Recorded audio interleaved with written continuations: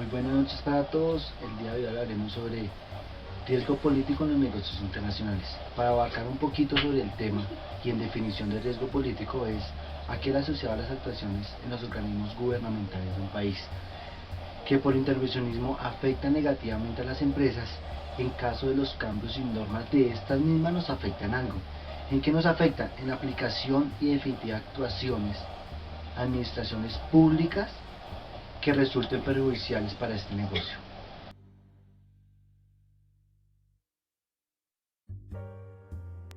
Como decía mi compañero, el riesgo político es la diferencia entre lo esperado y lo que está por ocurrir en determinado país. El riesgo político se divide en dos, en los riesgos directos y en los riesgos indirectos.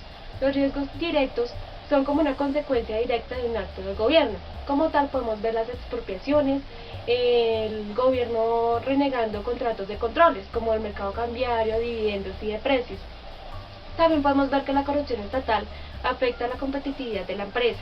Los riesgos indirectos son aquellos que se dan como acciones de terceros y los cuales generan el gobierno cambios o restricciones en sus políticas, como podemos ver que el terrorismo, los golpes de estado y las guerras civiles y la corrupción privada, lo cual puede afectar también la competitividad de la empresa.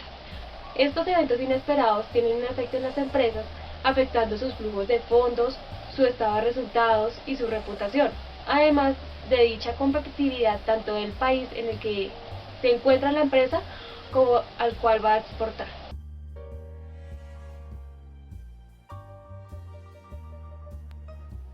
Ahora vamos a hablar de cómo superar el riesgo político al expandir un negocio. Operar o aplicar un negocio no siempre es justo sobre la línea de fondo, aunque los costos de inversión, las márgenes de garantía, la tasa de rentabilidad son factores muy importantes de riesgo. Hay que tener en cuenta que la dimensión política también es muy importante, especialmente si es una nueva sucursal en donde se encuentra en países que experimentan inestabilidad política o temporal. Teniendo en cuenta esto, no solo tenemos que ser conscientes de los posibles riesgos políticos, sino también de lo que puede hacer para mitigarlos a la hora de expandir un negocio en una nueva área. Entonces tenemos que saber que tenemos que tener en cuenta el riesgo político del país donde nos encontramos y el riesgo político del país hacia donde nos vamos a dirigir.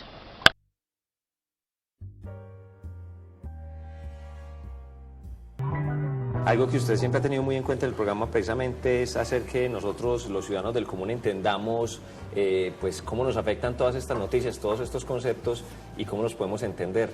¿Por qué no nos explica qué es, primero que todo, y cómo nos afecta a los ciudadanos, a los que vamos a pie, el tema riesgo país? ¿Qué es eso y cómo nos afecta? Es una pregunta muy buena, Alejandro, y hoy en día muy de moda. El riesgo país básicamente es ¿qué tanto tiene que pagar de más un país frente a los bonos del Tesoro de los Estados Unidos? Ejemplo concreto. Supongamos que un bono del Tesoro de los Estados Unidos dé una tasa del 2% anual. Cuando Colombia dice que tiene un riesgo país de 400 puntos, eso significa 4% más frente a ese 2%. O sea, es un exceso, una prima, un mayor interés que tiene que dar un país frente a los bonos del Tesoro de los Estados Unidos. ¿Cómo afecta eso al ciudadano común? Cuando el riesgo país se aumenta, cuando hay una mayor percepción de riesgo, cuando el gobierno, por ejemplo, tiene que dar un mayor interés por los bonos que emite, en virtud de que sus cifras no cuadran o que es más riesgoso, eso para el país es muy malo.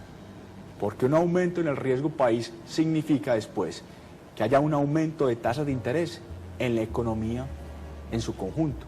Entonces a una persona se le va a encarecer un crédito hipotecario o un crédito para comprar un carro.